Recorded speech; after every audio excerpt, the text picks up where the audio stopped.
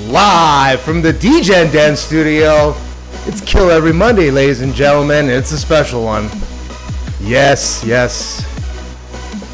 Kill Tony Monday, join us, please. www.killdiscord.com. Come, be a part of it, join us. Drink Screwball whiskey, we know you love it. Come talk to Yonder Wizard, come talk to Uncle Dave, come talk to Staj. By the way, speaking of, it's me, Dave Serra, and your special guest today, Mr. Yonder Wizard, Kelsey Hudgens. Hey, hello everyone. How are you this evening? Good to see you. Glad you're here with this gracious Drink Screwball whiskey. And of course, being a regular guest and regular on the Discord channel, our very powerful Staj Peterson, everybody. Hey, how you doing out there? Glad you could join us for this wonderful evening. Yeah! And boy, was it a special one, wasn't it today? Was it not a special one? I mean, I think we can all safely say it was a special one. Why? The story of the day, of course. Our very own, homegrown, Mumford Davis gets on stage finally, fucking kills.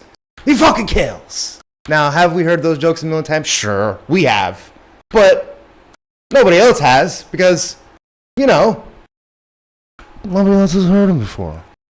But holy shit, I mean, honestly, all in all, the bucket pulls were great. Pretty strong performances from a lot of the comedians. There were a couple in there. See, what I appreciate is even the bad ones, they still were able to get through it without too many hiccups. Haven't seen some parents on stage for a while, so that's always fun. And yeah, that was a fun little spot. Yeah, that guy has 800,000 followers on TikTok. Interesting. Suspect, huh?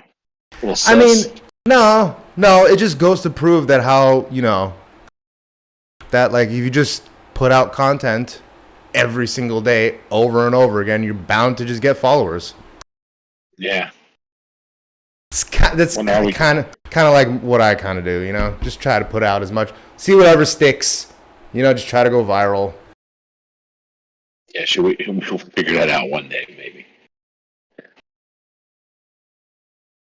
But, yeah, let's start off with the great and powerful Hans Kim, again, slaying.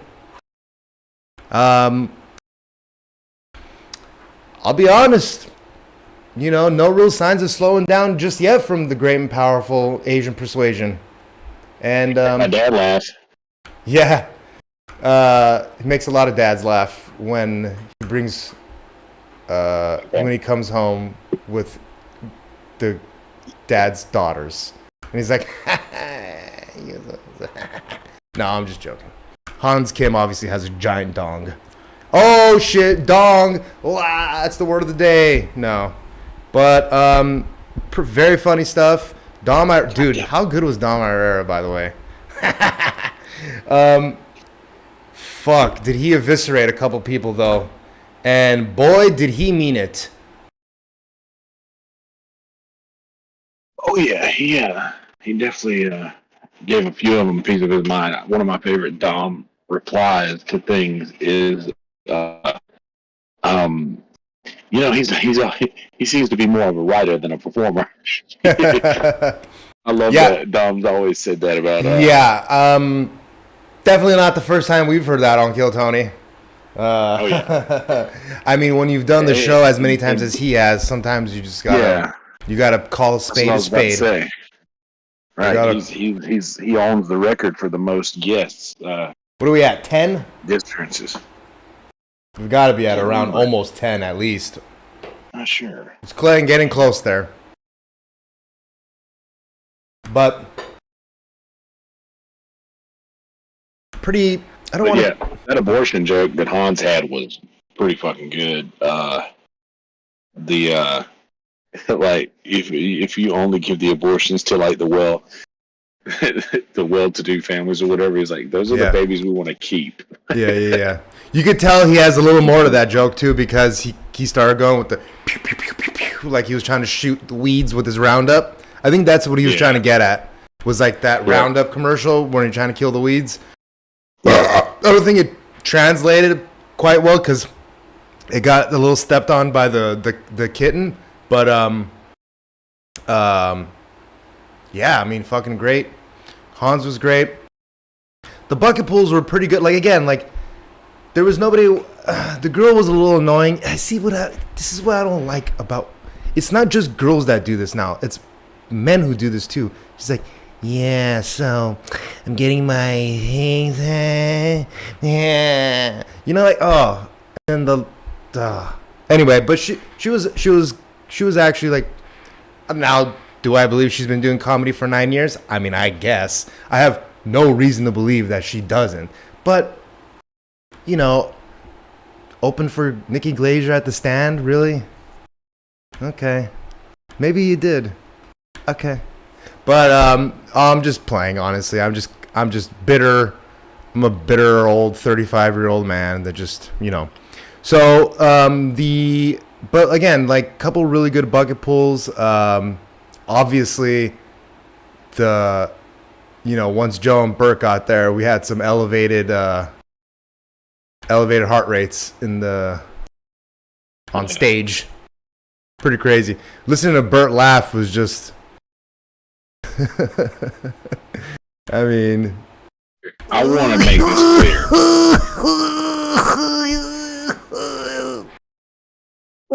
I want to make this clear.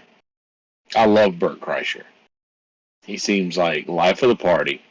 He seems like such a good time. He seems like he'd be a great friend. But Jesus, they were fucked. The laugh. Just don't have the microphone right here if you're gonna do that. He doesn't know. Like, he's born with the microphone. He does know. He's born with the microphone. He does know. He is the only comedian guest that laughs into the microphone during people's set. He's the only one that does that, and like it doesn't help. I don't think. Like, I mean, maybe it's just me, but. Nah, I mean it's just funny too because Dom's not holding it close enough and Bert's holding it too close, and then we essentially had Joe chewing into the microphone and then dropping it, slamming it onto the table every 5 seconds. But I mean, what are you gonna do? They're drunk. Dude, holy shit though! Like, for some reason today was the day that I noticed how like thick the back of Joe Rogan's neck is. We kind of always knew that the front of his neck was really thick, but like it's a straight line from like his neck to the top of his head. He's just got he looks like, I mean, when Fat Bastard says, I got the turtle head poking, like I just imagine Joe Rogan's head like, what's up, dude? What's up, dude? You moving to Austin, dude? Like a chimp. He's built like a chimp. Like, seriously, like, he's just a giant. Go ahead, Sesh. Bert made me want to download TikTok. Yeah. Because he made that kid look actually funny compared to... Now I'm going to give the least popular opinion on Bert Kreischer, but fuck Bert Kreischer. Stupid fucking fat fuck. No, I'm just joking. But David Lucas and Tony going back and forth was a fucking hilarious one this time. Tony, you could tell he had some in the chamber. Like he wasn't gonna let David Lucas embarrass him 2 weeks in a row. But he had 3 or 4 pretty funny ones in the middle there that were pretty good. But again, I mean, Mumford Davis went up there. The crowd absolutely adored him. Well, he let him in the door, so. And he could kick him out afterwards too. That's a good point. I didn't think about that. You like that meme? That's pretty funny. I have to say, I do like Bert, but seeing him as drunk as he was, what a fucking train wreck. God, it's just cringe. It's cringe at times, and who am I to talk about cringy things or what's funny or what's not? Yeah, you do a podcast with me. Yeah, I do a podcast with Dave. Like Jesus. So I don't know. It's a lot, man. Yeah, yeah. I mean, the energy. Like, it's good that they were only there for half the show. You know. Yeah, I dude, that laugh. I couldn't have handled that whole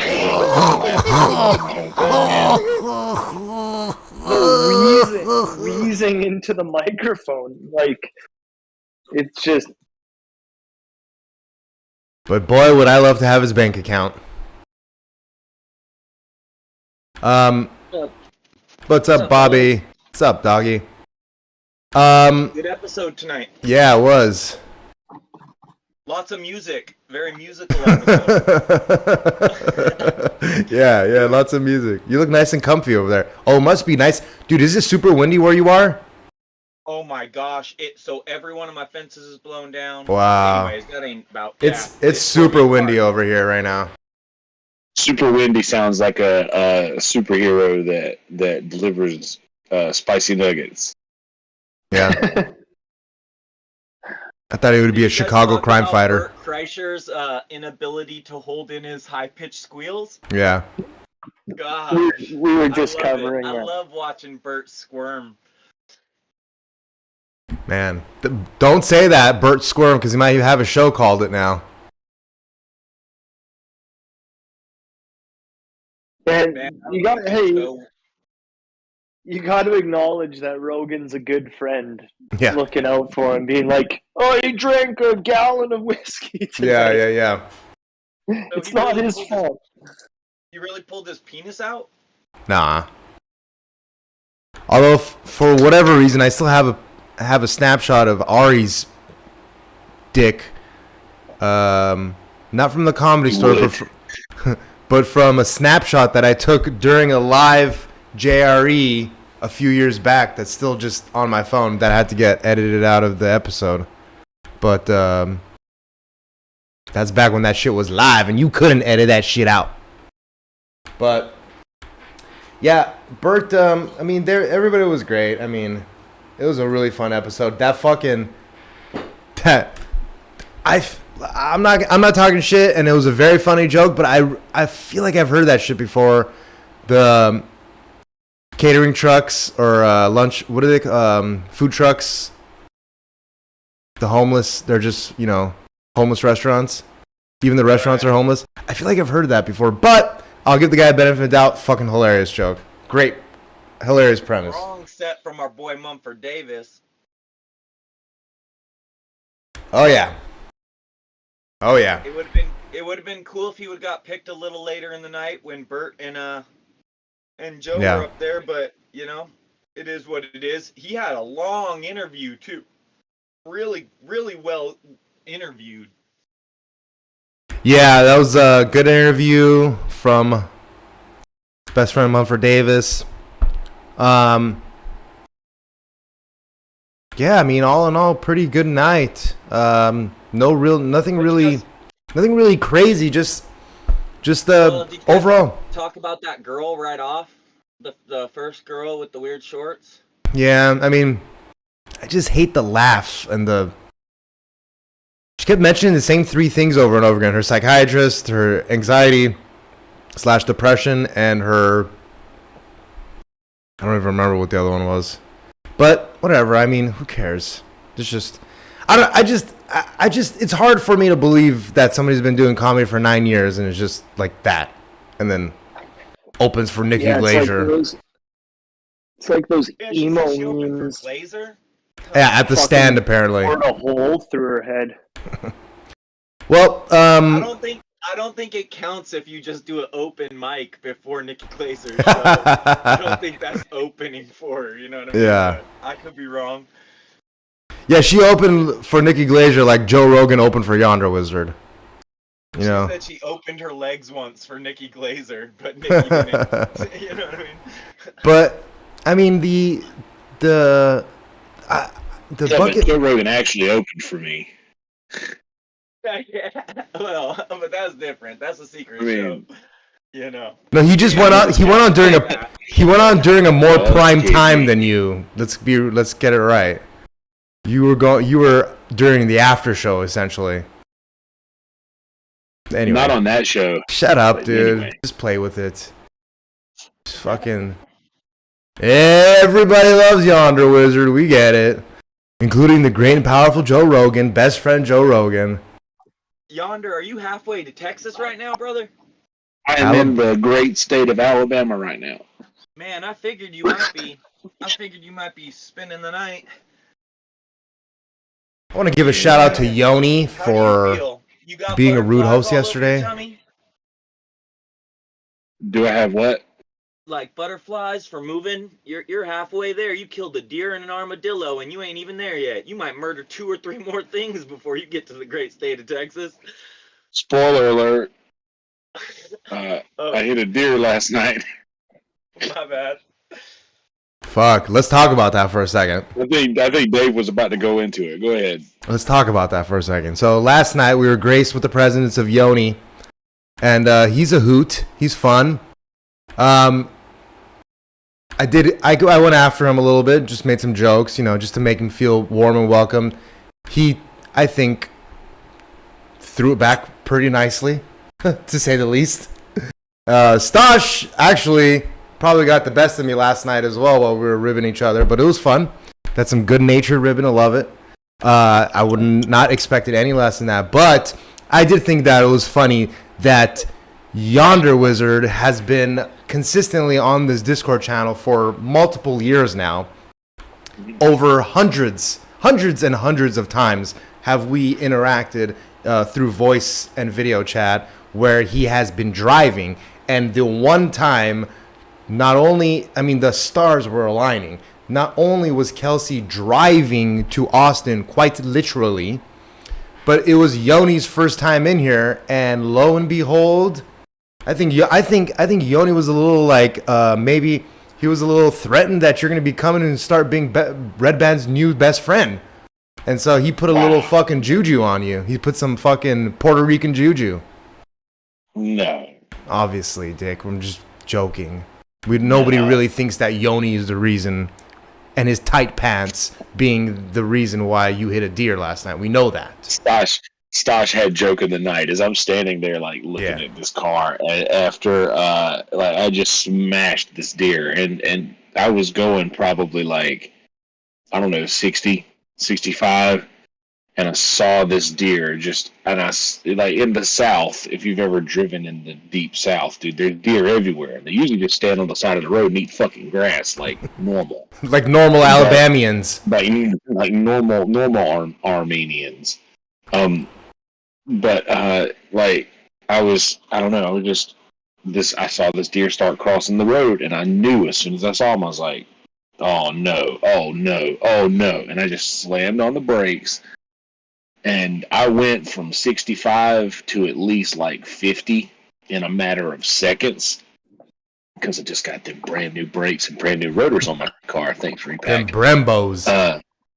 Yeah, brand new brakes, brand new rotors. Thanks, Repack. I slammed on brakes and minimalized the damage the best I could. But dude, my hood just folded in. My the whole driver's side headlight is shattered. I mean, literally the whole driver's side bumper area. The only thing that's left is the fog light. This still works, and it's just shattered on one side, and the wheel well was caved in on the tire, so I just grabbed the wheel well and just snatched the shit out of it and pulled it off of the tire just enough to where I could get it to Bennettsville, because I'm still making this trip, dude. I'm moving to Austin. I didn't pack up 11 years worth of shit to not. Oh, I guess I'm not going anymore. Come here. Yeah, come on, obviously. I've already signed the lease and yeah, my internet. You're going. Come on. Yeah. I was like, cool. I'll just get to Bennettsville. We'll figure it out. I called my dad, and then text him on the way. Like I was like, I'm gonna just get as close as I can to there, and we'll figure it out. And he's like, I have a plan. I was like, cool. As soon as he said that, I just stopped worrying. Like, well, what good is it gonna do me anyway? But it's hilarious that in the midst of all of this, as I'm standing there thinking, oh my God, I'm not going to be able to get to Austin when I thought I was going to be there. Stosh says, I've been in this chat for 2 years waiting for Yonder to hit a deer, and Yanni's in here for 5 minutes. And I just busted out laughing because, I mean, it's all going to be funny. Okay. It is funny. That's the thing. It's a funny thing, and it sucks, but it's funny. Cut the tension like a Ford Focus through a young buck. I'm telling, hey, and let me tell you, when I took that car to my mechanic's house this morning, he was like, "Well, this shit." He said there must have been a horse, and it was, dude. It was a champion of a deer, dude. So I have a question. What part of the deer did you hit, and was it in motion? It was absolutely in motion. I hit the entire deer. As a matter of fact, his ass wrapped around the fender well, and there is a spot on the fender well where the deer shat. Oh. Like, there's deer shit. There's deer shit. There literally is deer shit on the car. Literal Yonder deer hit him shit. from ear tip to asshole. I mean, unless a bear shit on the deer, which is why it was running away, and then smeared that shit onto your... But you were telling me it didn't smell like bear shit, right? Yes, that's what happened. No, but... yeah, I mean, when I first saw your camera move, I obviously knew something had gone wrong. And I asked you right away, I'm like, hey, is everything all right? He's like, I hit a deer.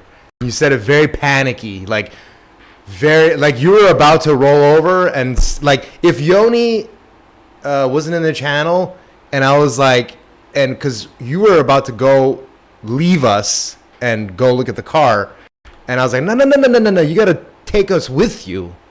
I feel like if Yoni wasn't in there, you'd be like, shut the fuck up, Dave, and just, hung up the phone, and like, we would have reconvened afterwards. But it was good that we kind of broke the tension a little bit, and you're like, no. We're all like, no, you got to show us the damage, doggy. And but, knock on wood, everything was good. Everything will continue to go well. And, yeah, Satan's looking out for you. I know it's not Kill Tony related, and forgive me for that. But of course it is. This morning, I guess it is because I'm going there. Yeah, you're going to Austin. You're leaving your home state of South Carolina at some point to move. I'm leaving my home. You're gonna go live with people you never knew before this channel. Isn't that the craziest part about this whole thing? That like you're gonna now live with 3 people that you met on Kill Discord through this community, and Yeah. I mean, I know we're sucking a lot of dicks here, but it's everybody loves it. There's a path for everybody, except for Uncle Dave, of course. But yeah, well, I mean, you got to be funny to get on the path, I guess. Time when the sun will come. Yeah, but, when he's burning up on stage. We took my car to the mechanic this morning, and he said, "Yeah, this car isn't going to make it to Alabama. It's not going to make it to Texas." Oh shit. So I was like, "Fuck! Well, what do we do?" Like he said, the mechanic said, "Dude, looks like they'll probably total it. It looks like you might have some front end damage. They might total the car." So I immediately just was like, "Man, I just don't know how this is going to work." But my dad saying he had the plan that he had was he has just recently bought like a old 1997 Ford truck that's like his like lake truck, the truck that he like does a little running around here at the camper and whatnot to go his get daily driver. And it was actually our family pastor's truck for years or whatever. And I actually Greener got to get pastures. my first job. Got to get my first job. Hopefully not a blowjob. Nah. But yeah, so he was like, you can just take this truck, follow us to Texas. You can drive this truck while you're there for a couple weeks until you figure out whatever goes on with your car, which we don't even know yet. I don't know if they're going to total it. I've filed the claim. I don't know if it's going to happen. I don't know. I just don't know. So, so yeah, but that being said, Austin, Texas is still a go, and I will be in my house tomorrow night. Yeah, you will. I don't know who I want to set up a GoFundMe for first, the deer or Yonder for a car. Well, that's ironic that you mentioned that, because as we were saying this, I actually updated my GoFundMe. I had a GoFundMe started for the Austin trip to start with, but I've just updated it to include the information about the fact that you got the deer. The venison. That's right. So don't forget to smash that like and subscribe button. You can Dude, no kidding, dude. Like, hey, dig. Well, what about the possum that you killed, though? And dude, those things. I mean, honestly, you shouldn't feel bad about a possum. They spend half their time playing dead, anyways. Is kind of what the possum wanted, if you think about That's it. a You know what I really mean? good joke. Oh, shit. That's funny. What a setup man I am, huh? Wow. That was hilarious. That's pretty funny. They spent Yeah. half their life playing dead. They had it coming. God, that's so good. I never feel really bad. I never feel bad when I run over a possum. Or the only animal I don't feel bad about running over is a possum. Man. But no, I totally did hit a possum later on that night. I was like, dude, what's next? Like, what am I gonna run over a giraffe? Like, He said, "What the fuck is a giraffe doing loose in Alabama?" Jesus. Is my only question. what is? Yeah, why is there a? Where's Mike Tyson living? in Marion? I told you to stay away from school zones. You guys, that guy on Kill Tony tonight, when he said, "What'd you miss about Florida?" and he said the alligators at the same time as Bert Kreischer. Gator. The fucking alligators? For real? Gator tail. Yeah, we got some gator tail. Yeah, that gator tail. I've had a gator hot dog before. Pretty good. Tastes like chicken. Yeah. Chicken my mom makes, because it's really dry usually. Yeah, like She's always worried about super dry. salmonella. Yeah. So But yeah, anyway, that's the So, end of the yeah. the hit. I hit a deer saga. So what and, time? So how many hours away from you right now are you if you're driving at a normal speed? 11 and a half hours. Oof. So we're leaving at 6 a.m. Oof. So I've got to set an alarm for 5:30 a.m. Yeah, look at you. Yeah, that Nice to 11 see you, hour, Josh. 11 hours. Oh, It's probably end up So being fully 15, dumb. really, if you think about it, because you got to stop every fucking 300 miles or so, get gas, fucking Gosh, I- drive slow because of the. We're gonna be quick. You know, we're. I think it'll probably be 3 stops, and we'll do. Yeah, like this truck's full. He's gonna fill up before we leave here, and we'll Okay, so probably now- make it to like. So now you're gonna Rice follow fill him. up and- Now you're gonna Yes, follow him with your yes. car, with his car, and you're gonna borrow that, and he's gonna Yeah. you're gonna keep that other car there, see if you can get it fixed, and then maybe drive that around for a little Yeah. while, and then maybe do My a swap car- later on down the My line. car is at my family mechanic's house in Bennettsville, and the insurance adjusters are going to go there to check it out and whatnot. So yeah, and I'm going to drive Preacher Davis' truck for You better hope that a deer had couple of insurance. weeks. I mean, Dude, dude. You know what, dude? I'm not going to say that. There was a white-tailed deer. Oh shit! Yeah, he probably pays bills. I'm gonna go the way of John Gruden. Oh shit, that's right, John. Dog.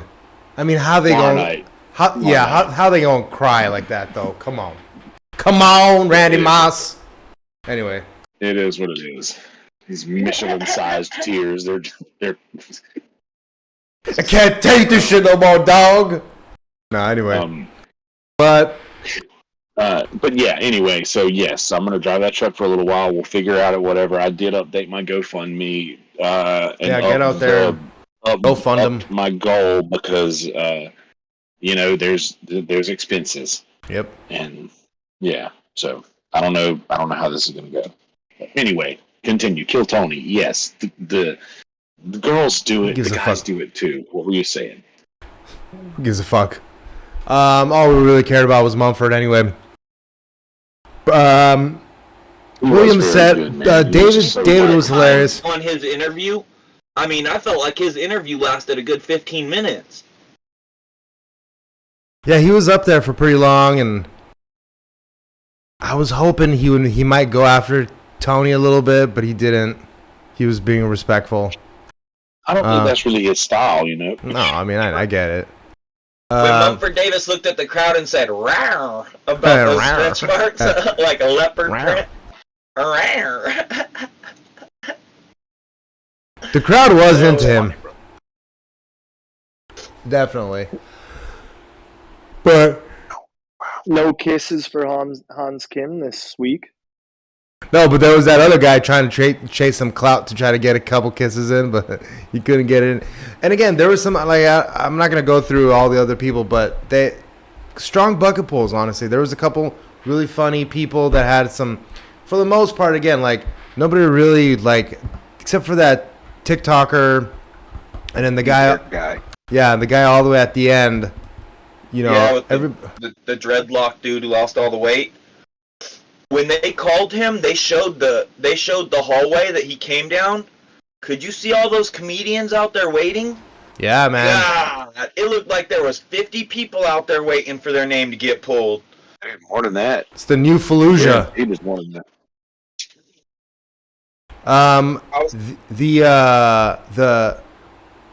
The Tony kind of hit it really on the head, which was, wow, you looked a lot funnier than you did up here. Because he had so much confidence and swagger coming up to the stage, and it was his first time. I mean, yeah, we had the bondage dude. Yeah, see the bondage dude. The bondage dude, the most interesting sexual experience of his life into a boring story. And then he had the pink-haired guy. Yeah, who was actually pretty funny. I thought I was gonna hate him. He had a little gay twang. Right? Yeah, he's been up a few times. It feels like he had a little gay. He has this little gay twang to him, but he was actually pretty good. And you know what's funny is, like, him and one of the other guys, like the bald white boys. I don't remember which one, but it's funny when they like, you could tell it's good that they have a lot of jokes prepared, but that they just rip through all of them and they don't even wait for a response from, like, if there's no laugh, like, immediately as they say the punchline, they're already going to the second joke. They're not, like, sitting on it at all. They're already just getting into it and just ripping through as many jokes. So, I mean, preparedness is the first step, always. Being prepared, Like that Tony complimented Mumford on that. He said he really soaks it up, Yeah. Like, whenever the crowd's laughing, he really soaks it up. I'm like that. It sounded like Mumford was pointing the microphone towards the crowd, because I could hear the crowd's reaction so much clearer on this episode from Mumford's jokes than almost anyone else's. I was wondering what that was. Dude, that room popped for him, bro. That's what's up. I heard the girls screaming when he said, I'm a strong, independent man. You heard that cheer from the women? Yeah. But I watched that show with my dad, and I was like, dude, listen to that room, man. Listen to that pop. He got such a big pop. I wonder how he'll do on Thursday. Oh, that Thursday, he also crushed. I know. That's Just what's joking. up, representing for Gulp Vulcan, you know? But hey, that being said, I have to go to sleep. Go to sleep, buddy. I get up literally at 5:30 in the morning, Texas time. But hey, I love you all, and it's so good to see you. And roll Tide. Roll Tide, doggy. Yeah. Bammers. All right, night, Night. YouTube. Love you, mean it. Peace. The great and powerful Kelsey Hudgens. Well, we hope that he gets there in one piece. I would like to take 1 second to appreciate our boy Stasha's lighting. Dude, you got Hollywood grade lighting. Every time I see your backdrop, I think it's daytime in Canada. Like, how do you keep those plants so happy back there, dude? It's, what is it, a seasonal depression? I'm scathing that shit off. So. Oh no, don't start talking about depression again, Jesus. Oh my God, my depression. Oh my God, you just take the pills and then when you're over your depression, you just keep taking more pills. Oh my God, my psychiatrist is gonna need a psychiatrist. Oh my God. But I can't talk too much shit. I mean, if my comedy career was based off of a Kill Tony showing, I mean, it's terrible. It's god awful. So I'm not gonna sit here and pretend like it's the end all be all for these comics, although it will feel like that. And you know, one thing that you gotta go on. I thought Dom was trying to set Munford up. Like when he asked him, what would be your dream gig? Yeah, like opening for Joe Rogan or something like that, or something. Yeah. Yeah, and he was like, "Oh, it's this right here." Yeah. I find it really fun. And I don't think he fully grasped what Dom was trying to say, where it was like, "Well, what's your aspirations? Like, He got a great reaction from a veteran comedian, and I felt he should have went big, right? Like MGM Grand, full fucking. I was thinking MGM Grand. I was thinking, out. I was thinking MGM Grand. I was thinking, what's that other one that Andy Kaufman did? Oh fuck! And a bunch of people have done it. The Carnegie Hall, those are the epic venues. Opening for Joe Rogan, doing Vulcan, gas company on a secret show or something. He could have said some shit like that. But yeah, I mean, he's like, I don't know. Like, I don't think Kill Tony is the end all and be all. I love the show. I love how they give amateur comedians a good showing. And you have an opportunity to really sell yourself or get some publicity, but it shouldn't be the pinnacle of your career. It should be the beginning of your career.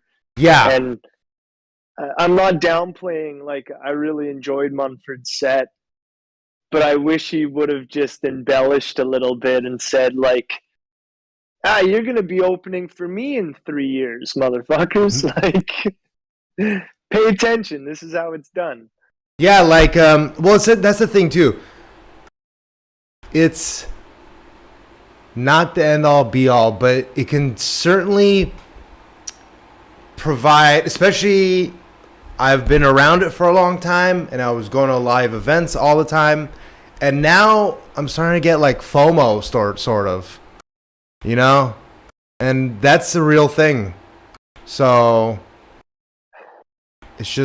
it's a weird experience. I think it partly goes with like the fact that I just really miss hanging out at the Comedy Store.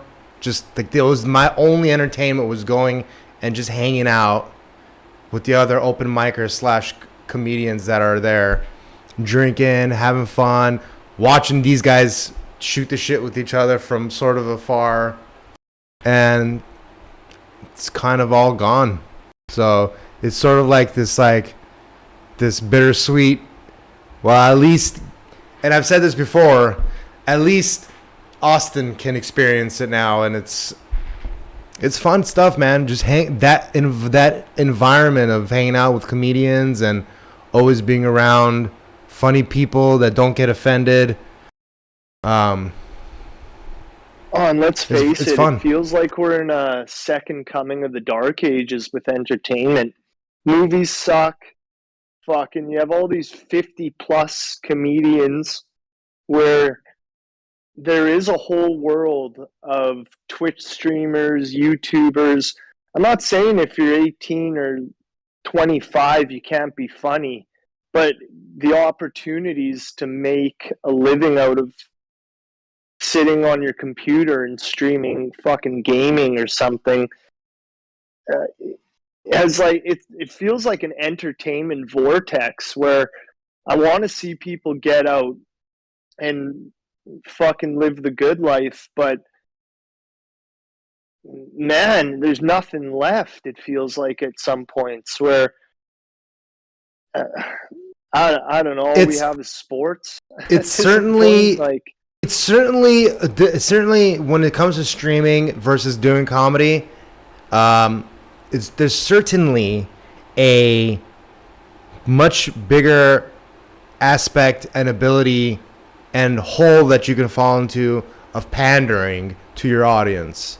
And in a lot of ways, for comedy, you know, I can't really speak to this because who the fuck am I? But just from what I hear from other comedians say, like, much better comedians than I will ever be, would say, you know, it gets a little dangerous when all you're doing is pandering to your audience, because then you're never really getting better. You never really know how good your stuff is, and it's that like crowd-funded reality where you're only relying on tips or donations through Patreon or whoever's following you. What'd you guys think of? But it almost feels like you don't need to be begging on the street. That's what fucking Twitch is. It's like, oh, look at my mediocre talent, and I'll put out a hat and fucking beg for pennies. And it just seems a little like, you know how they say Main Street is dead? Like, it's Walmart killed the Main Street. Yeah. Where everyone's just begging from their fucking couches nowadays. Yeah. And it seems a little panhandly. Like, no, I kind of agree. I mean, I'll let you jump in right now too, Bobby, but it's like, yeah, like the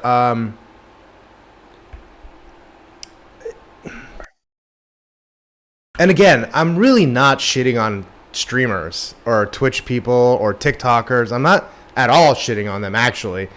It's just, it's not the same thing that we want to do. You know what I mean? It's not the same.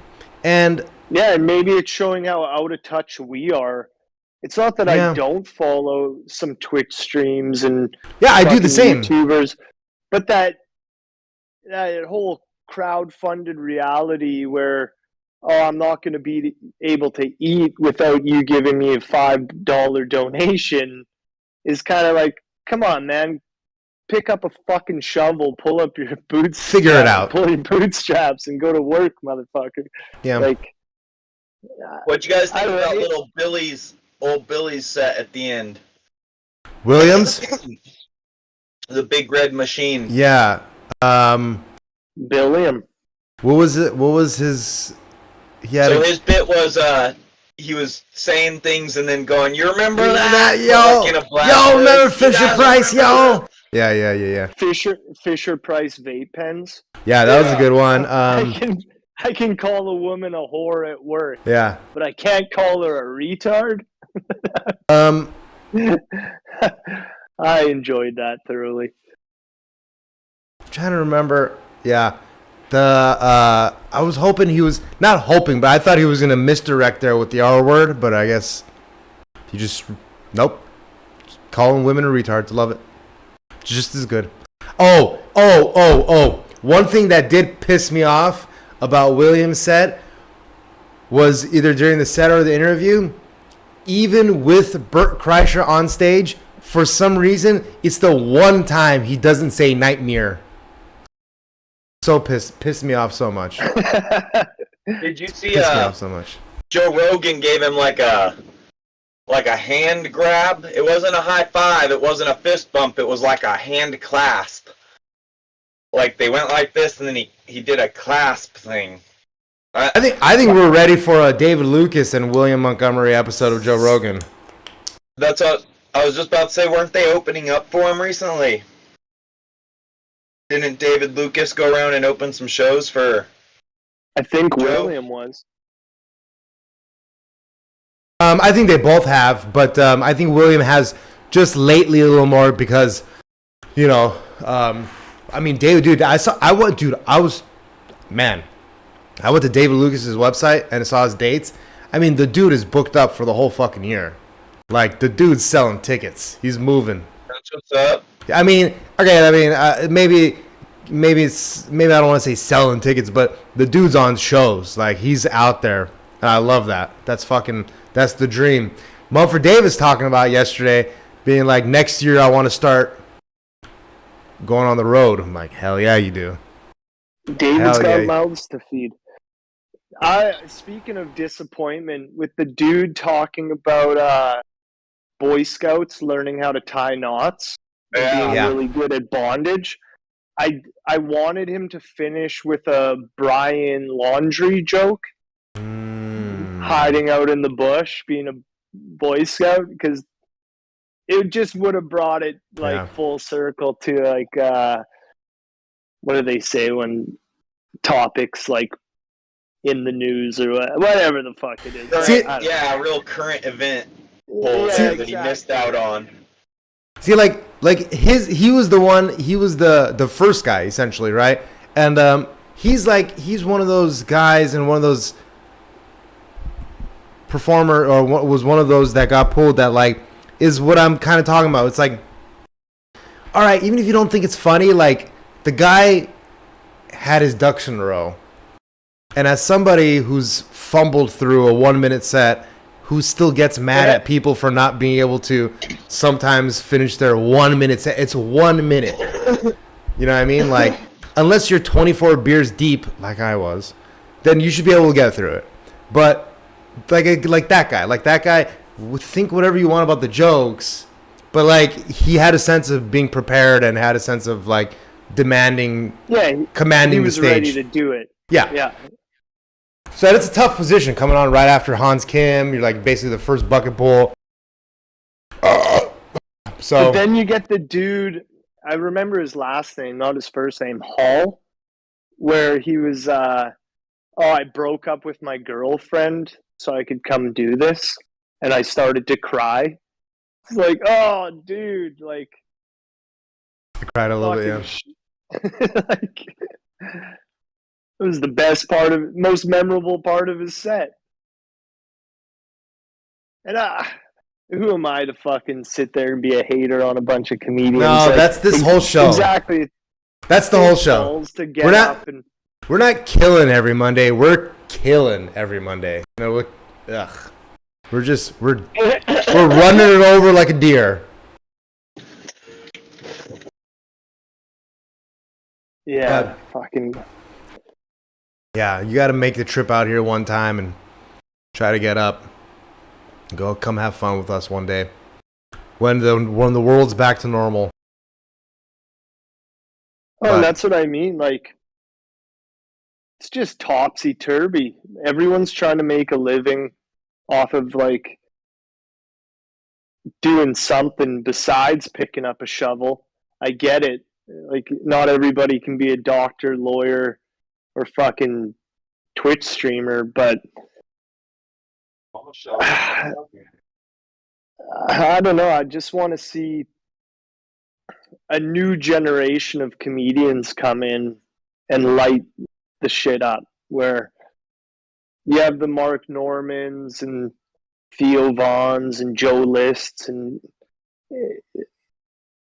there are a few big fish in a very big pond. There's a lot of people who are funny as all hell, and I just want more of it. There's got to be more, man. Like, I know, good stand-up, we're getting a lot of good podcasting, okay, from very funny people, but hopefully for a lot of these funny people, it also translates to good stand-up as well, and that's the main thing. I'm excited for Skankfest. I'm ready to come see some of these guys like Brandon Sagalow and Colum Turrell and some of these East Coast guys, these younger East Coast guys that are like probably that like I would want to consider in the same class as me, even though that they might be more famous and popular, but like these kind of guys like the Dalton Pruitts of the world, like the Loud Boy kind of those guys. Like I want to see where they're at right now, because on a good day, Uncle Dave can get some chuckles out there on a good day. Now, granted, I have a lot of bad days, but I was at the Comedy Chateau the other night, and let's just say, I'm not saying I did well or killed or anything, but I had a great fucking time. I mean, that's what I love. This was after Kevin Hart was there too. I got there after he had left, but the place was popping. I think being addicted to comedy is like being addicted to gambling. It's not the wins that you're addicted to; it's the losses, because they eat at you. To fight another day. You just want to be like, fuck it, I'm gonna get up and do it again. Yeah, like you might melt under the lights, or people will boo you off the stage, but it's worth to fight another day. And yeah, the L's really get you. Kind of dude, like I'll still think about some like just stupid shit that I did and like some just terrible moments and like just bad mics that I've done, and like I'll just be driving and just think of like a cringy thing that I did and just start laughing to myself like hysterically and like fucking you're such an idiot, and just laugh it off and then get back up there and do it again. Like, I work for Whammo, I do cocaine. This is the hackiest shit I've ever heard in my life, dude. But anyway, it's fun stuff. But it's funny how over time you can perceive something differently. Because when you first did that shit, I was happy to see you get up, and I was like, "Oh, Davey, you motherfucker!" Like thinking it's the worst bomb ever. But I watched it last week, and I was laughing, dude. Like, it's how you perceive something, and in the moment, you're not really aware of like just how funny it is. I would rather see someone come out and like just organically bomb trying, rather than like methodically write something out and bomb, like really solidifying, no, this is forever set in stone that it was a shit. But like over time I've come to really appreciate your set as like, oh, it's just one moment, and it's actually pretty fucking funny. Not laughing at you, but laughing with you at like you're taking a chance. And I think that's what most comedians on Kill Tony are trying to do. But not everybody's in it for a dollar amount. That's the thing. Like, you either are a fan of comedy, and it's not fame. Like, just like the kid with TikTok, 800,000 bots following you. Like, I don't know. Like, fame is fleeting at this moment in time. Like, I don't know. I never caught Kim Kardashian on SNL, but I saw one clip where she was like, oh yeah, I get 360 million people following me daily. And what does SNL get? 10 million viewers? Where like, yeah, I don't know, man. Yeah. It's like the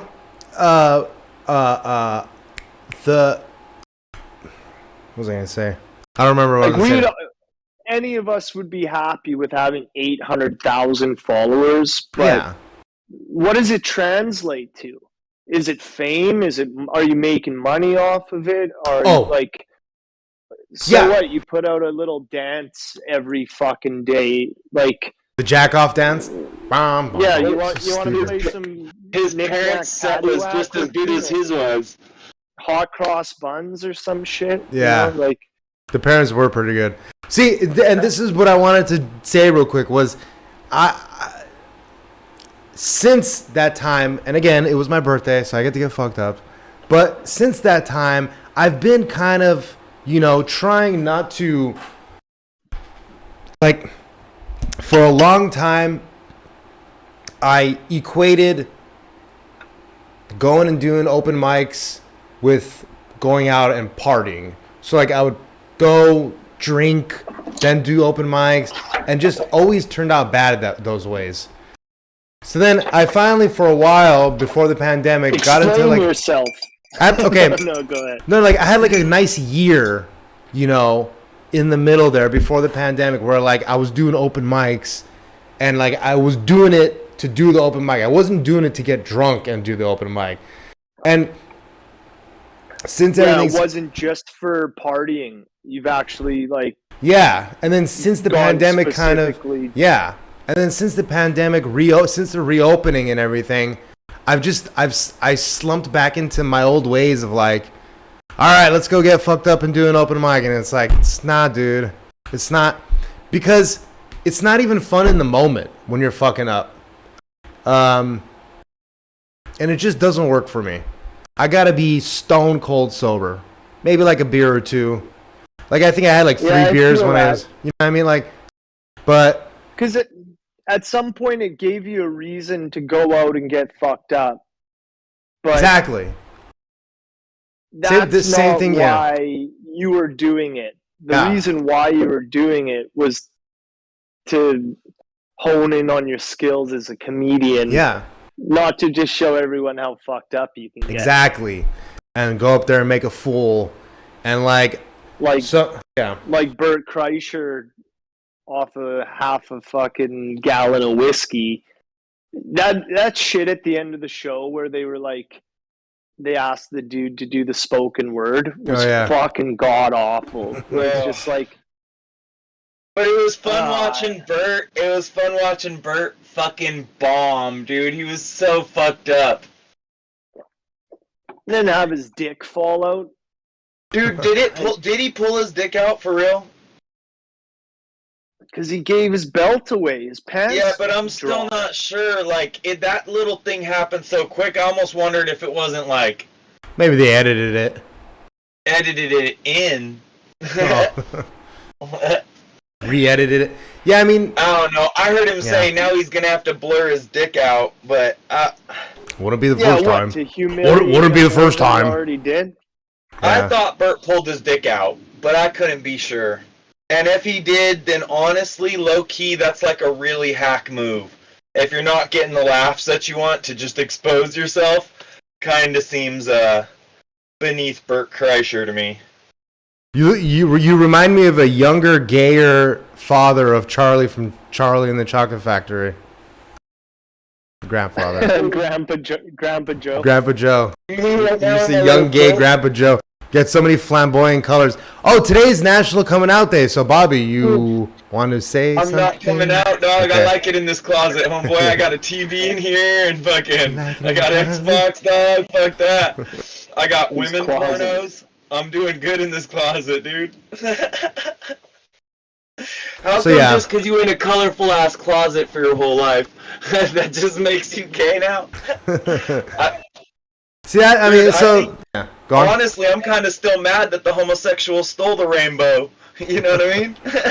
That's fucked I used to up. think it was only for rabbits.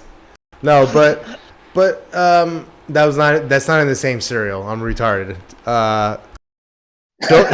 Shows you what kind of communist parents I had growing up. So, Dude, this is just my live stream camouflage. yeah, I mean, that's my biggest thing that I'm trying to do now is just get back into the groove of like doing the mics where I'm not like going and getting fucked up. Get fucked up afterwards. I don't care. That's why it was so perfect this time. Because last time, like, not last time, but sometimes when I go to the Comedy Chateau, you don't get up until 1 o'clock, 1:30 in the morning. This time I got up at like 11, and it was still like the place was moving. And so like I wasn't drunk yet, and then afterwards, I mean, I was just fucking zinging and zanging on with people and meeting, fucking hanging out with comedians.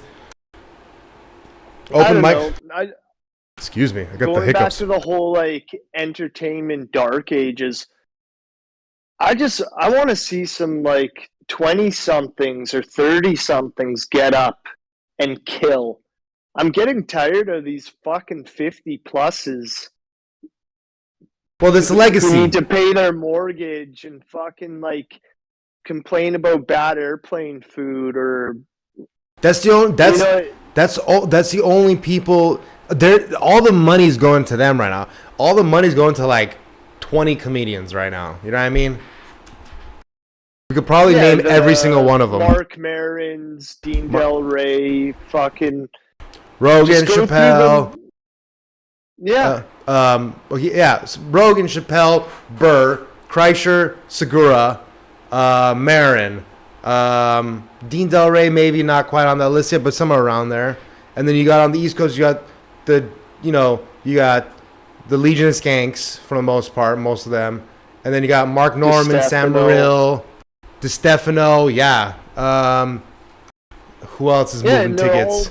They're all over 40, and it just it's not like I want to be reliving my youth or some shit, but a lot of these motherfuckers are out of touch with, like, I don't want to hear you fucking talking about cleaning up your kid's shit off the floor or having to get up at 9 to take your kid to school.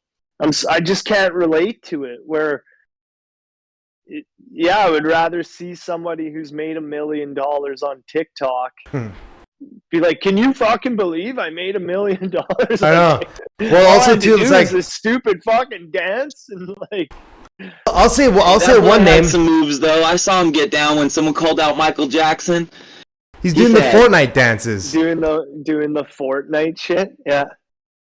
Come on, 9-year-olds do that. But like, I'm gonna throw out a name here that like of a person that for whatever reason I used to hate on, but now I'm like really starting to like, and I've seen them a few times live recently. Which is Trevor Wallace, and like he's just such a pretty boy that like it's hard to like him, but fuck, he's funny. He's got some good. Hopefully he's got some good stuff coming out right now. So, but yeah, so like that's, I just want to give a shout out. He's been on the show before. I'll hate on Mark Maron for a second here. Oh, please do, motherfucker. Do Instagram live streams. Playing electric guitar for 2.5 years. He's never said one thing funny. It's the most pathetic boomer bullshit I've ever seen in my entire life. And I would love to see him just fucking fry. Like, the most unrelatable garbage. He's got thousands of people watching him. And it's really fucking pathetic if you were to ask me, and no one is, so I'm going to share my opinion. It might not be fucking relatable, but I like silly comedy. If you're funny, you're funny. Dave, Bobby, you make me laugh. Yonder makes me laugh. I know I'm a bit of a silly fucking goose. Yeah, fucking ignorant cunt at times, but I can't wrap my head around it that these people are getting booked for shows talking about the Bee Gees and shit that's just completely unrelatable. It's like they fucking skipped the 2000s and the 90s and just like, I don't want to hear a bitchy old man complain about fucking his back being sore all the time or like political garbage. How about like bringing some real fucking comedy to table and ante up, boys. Like, I've always been a Marc Maron hater, forever. I've just never liked his demeanor, and I'm sure everybody loves him and he's great and whatever, but I just never got his podcast. I never found it entertaining. And like another one, Bill Maher, just a crotchety old man, fucking confused about his identity, bitching and complaining about fucking people doing crotchety shit. Like, it's I gotta turn down that music. After this episode, I'm gonna play you. You may have heard it, but a story from Andrew Dice Clay about Bill Maher that I think you'd appreciate pretty well. But Marc Maron, and I don't want to talk shit because we all love Jeremiah, but just seeing Jeremiah, Marc Maron, and whoever the fuck like playing Rock Band on stage at the Comedy Store is sort of heartbreaking. It for me as well, where it's just like, I get it. They're trying to have fun. What it's come down to. I know. I know. You want to anywhere else, and that's okay. Yeah, you were so into Led Zeppelin that you're gonna try to attempt to do what they did. It's a different era, man. Like,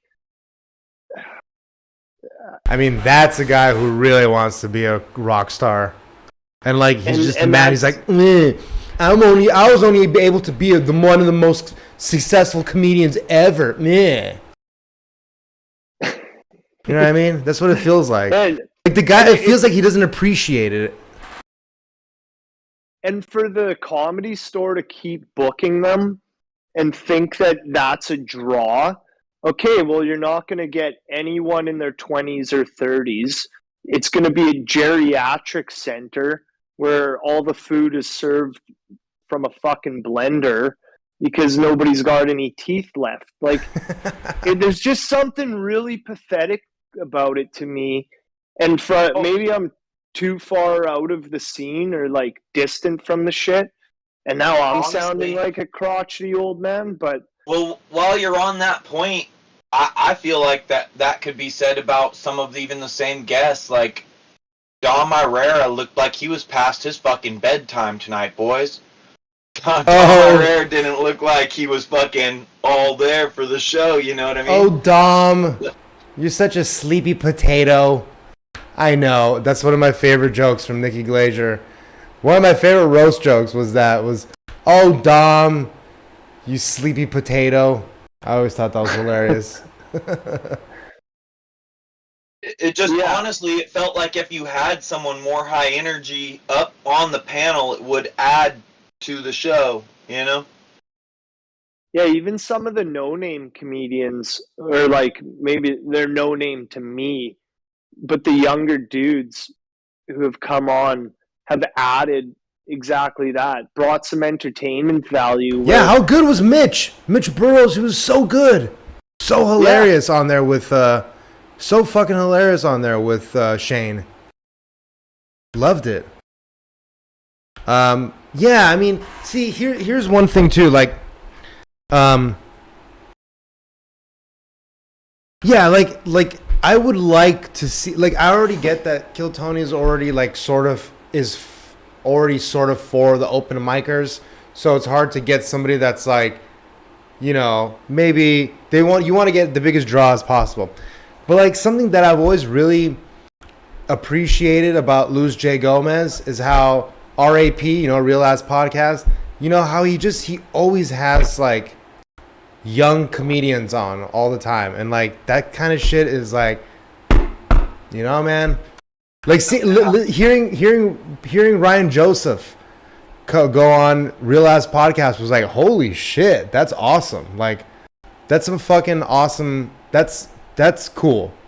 And like I've been hoping Sam Tripoli would do some shit like that. Hey, dude, why don't you do podcasts where you get like younger comedians on every once in a while, doggy? Let me get on there with you. Or you know, I just thought about this, and it's probably a retarded idea, but what if you let some of those golden ticket holders sit up on the panel for an Hey. episode? What if you brought some of those golden ticket guys up and let them fucking sit there with you? You know? I like Just saying. that. I like that idea. So a lot Like, more merch I that way. mentioned like David Lucas might be out before you know it. He may demand a price that they can't pay. I know it brings a lot of good publicity to him, but like you said, if you're selling out a show 3 nights a week, where in whatever city you're going to, he might not want to find the time to fly back to Austin to do that shit. And it's like, Well, we've watched comedians outgrow the show, and that's what we kind of all hope for them. That they And don't the have to show keep coming outgrow back, comedians. and that space then gets made for some new up and comer. You know? Yeah, David Lucas is right there, right where he's right. It sort of doesn't feel that way with William for whatever reason.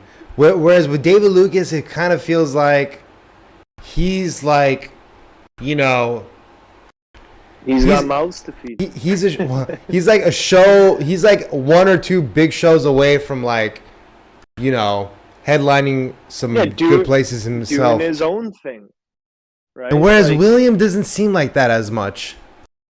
William, it seems more like I get that too. more of a staple of the show, and more of like not wanting to maybe do that yet. How I old? don't know. How old is Dave? William Montgomery? And I don't mean to be a dick because think- it doesn't really matter how old you are. I but think he's about my probably age. 35 or something. I think he's about my age. I think you're right that David Lucas comes off on the same level as Tony, where William is still in Tony's shadow.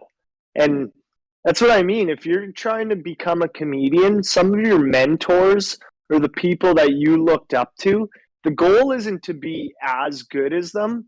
It's to be fucking better than Chappelle, better That's right. than Rogan, better, like that you yourself. And this is for the young comedians out there that, yeah, it's nice to have idols and mentors and people to look up to, but you could top them and be better or more well known.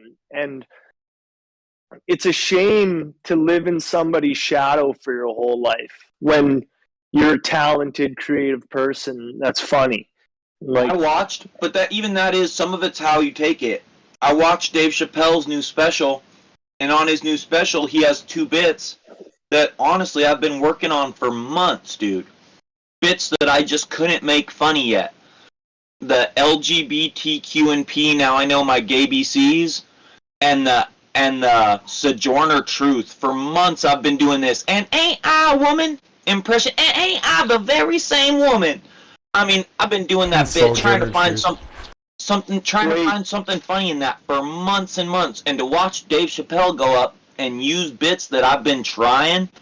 I mean, I took it personally deep in my heart as like, that's right, kid. You're on that same fucking limit as what some would call the GOAT. You know, like you're out there trying to find something that's borderline fucked up, borderline funny. yeah, the finding the funny in something controversial. And I would like to talk about this. What did you watch Chappelle's special, Yeah. Davey? Or I'm gonna say an unpopular opinion, but I didn't fucking laugh once. And like, I don't know. He turned it too much into like a spoken word, trying to be too woke. Again, where's the fucking silly? Why does it all have to be about angry white men or angry black men or trannies or politics? Shut the fuck up, man. Talk about how uncomfortable a wooden chair is for fucking 10 minutes. Like, anything I was waiting but for a that punchline. shit, man. I was waiting for a punchline. He said, and then she killed herself. And I went, oh, fuck. Yeah, what am I supposed to do? Well, the punchline- Laugh. The Like, punchline to that was, that's the most manly shit she's ever done. Yeah, you know, I've heard already a bunch of people say this, which was that they liked it, but it wasn't his best special. Obviously, I mean, it's so hard to duplicate, you know, and then an amazing calling special. yourself the goat. who some might say the GOAT. He said it in a way. He said it in a what roundabout way. People might call the greatest of all time. I mean, that's if you're gonna do it.